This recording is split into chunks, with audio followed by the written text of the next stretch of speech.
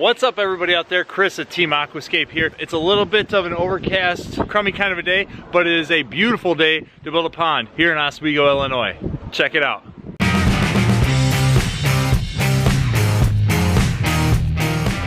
Even though it's a little drizzly, low 40 degrees, but here is the canvas for the day, which makes it a beautiful day to build a pond. Look at this, clean slate, boom. We got a 19 by 13 foot pond going in here.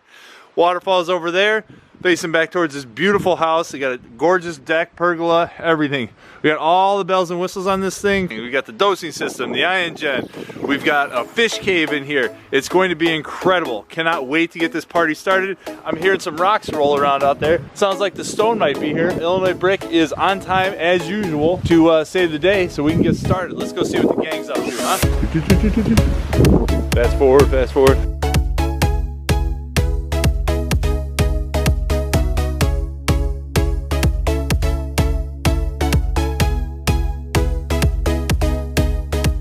Giving you a mid-morning update. So what we got going on is we got the pond halfway dug or so. Biofalls is already set, skimmer's already set, and Chris is on the machine. You can see him right there. So you can see the shape of the pond's already taken form. Skimmer's in there. The waterfall is gonna go right there behind Matt. You can kind of see it right there. So that's our biofalls already sunk. This is all part of a process, right? We have 20 steps that basically make this the most efficient way to build ponds that we have found. Biofalls is the first thing we set. That's already in. Skimmer's next. Then this pond is getting dug, so we take all this soil and we can throw it behind that biofalls to make our berm. The area right there where you can see Micho digging, that's going to be a fish cave down in the deepest section of the pond. We've got a 2-foot depth, basically 3 8-inch shelves, with the exception of this right here.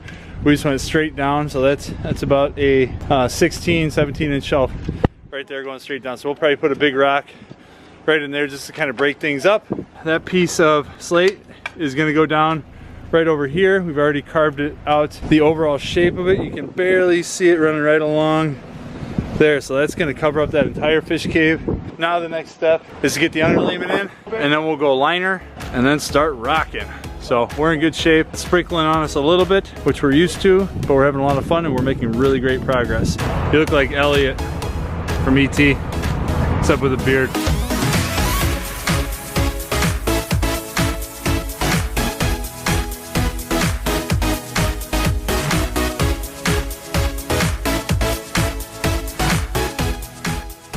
Weather conditions have improved slightly. As you can see behind me, we got Nick and Juan working on the waterfalls. Micho and Matt are gonna start on edges over there and kind of work their way that way. The whole pond itself is rocked in. We're gonna start rinsing and getting this thing filled pronto while they're doing that. And then we're gonna start working on retaining walls. The waterfall, I'm gonna show you the construction that is a little bit different than what we normally do. You guys are making great progress. Things are looking good.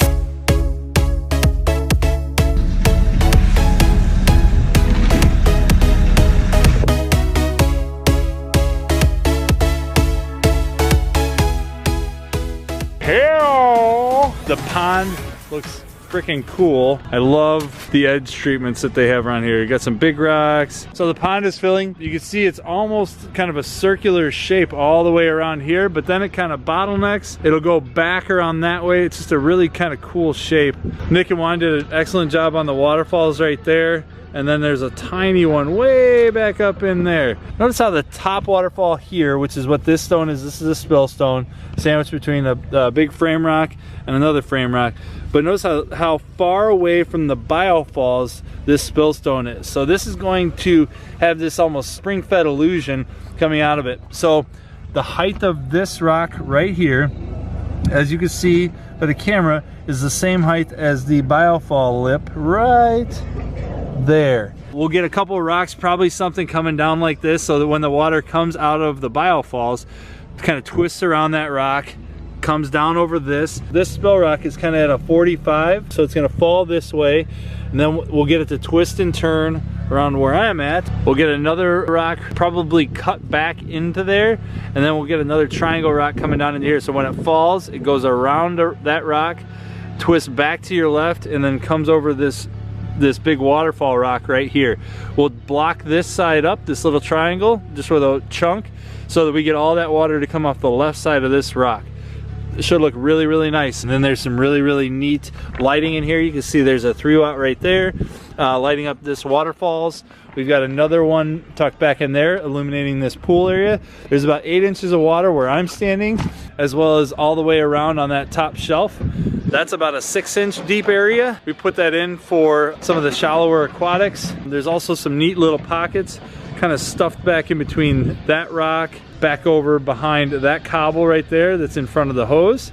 And some places in through here, you can see this gravelly area. It's a good place to put in some of those marginals or those edgewater plants. Again, remember, plants, regardless of whether they're aquatic or terrestrial plants, meaning on the outside or in the existing landscape, are crucial to tie the water feature back together into the existing landscape. The Weigelia as kind of a little hedgerow just to frame out the deck and patio there. Nice little backdrop. Eventually there will be a patio where I'm standing that you'll be able to get to from this walkway as it'll spin around here and kind of weave its way in between these trees. And then there will be kind of a circular patio where I'm standing actually on this side of the pond as well. That's why we did a lot of these kind of flat stones along this edge, so that the patio can seamlessly butt right up to the edge of the pond there, and it'll be a nice transition from the hardscape surface to the pond. Retaining wall is done.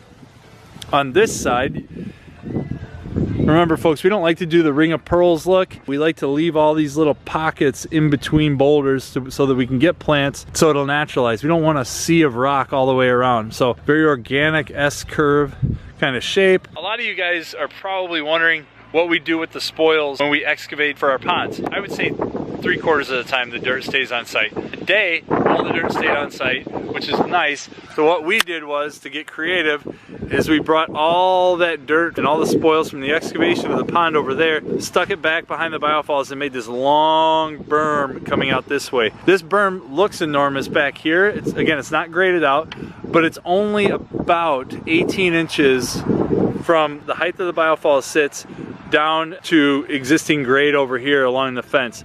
This is about a 8-foot span from the back of the biofalls to the fence. We're gonna grade everything out nice and flat for about the first 4 feet to the back side of the biofalls, and then we're slowly gonna and gently going to taper that down. We'll probably put in a handful of rocks along the back just to help stabilize that berm, but also just to break it up as well. So we'll get a lot of this dirt off of the fence over here. We don't want that to happen, and the excess dirt will continue to come back. It's getting kind of late in the day. What we're gonna do is actually split up tomorrow, so you'll finish out the video with Nick and Juan. This is a $13,000 and some change project. We basically got it done in one day with a 6-man team. So logistics and good planning equals efficiency and more money.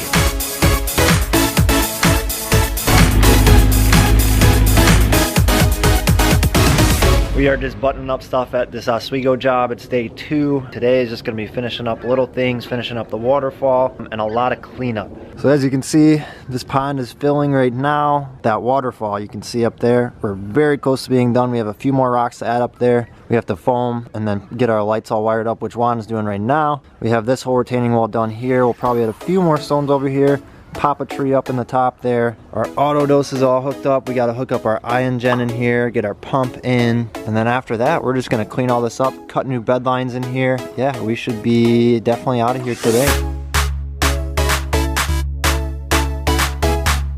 Udi's doing some final dirt work with the dingo. I just want to point something out real quick. We put a few key rocks in here to hopefully get that water to move.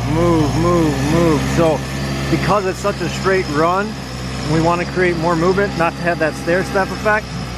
What we did is we put boulders that kind of come out into the stream here, up top there, right here. And what that's going to do is it's going to push that water that way, come back around, and it'll fall over here. And then it'll force that water to come around this way as well, dropping over the waterfall into the pond. We always leave a couple edges exposed, right here, right over here, just so we can check and make sure there's no water that's going to be pushing where we don't want it to be. So we'll get this thing fired up, see how everything looks, check all our edges, then we'll finish off that biofalls. We're just going to finish doing some of this dirt work.